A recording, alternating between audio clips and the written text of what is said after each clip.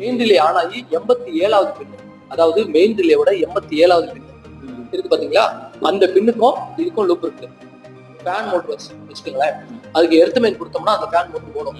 இப்ப எர்த் கொடுக்கல, மெயின் மட்டும் கொடுத்துட்டோம். மெயின் எது வரைக்கும் வந்து நிற்கும் கான்செப்ட் தான். நீங்க இதோட நின்றுன்னு சொல்ல முடியாது. இது போனாதான் இது ஓடும் கிடையாது. இது உள்ள போயிட்டு காயில்ல நல்லா ஒரு சுத்தி, எத்தனை சுத்து இருக்கோ எல்லாம் சுத்தி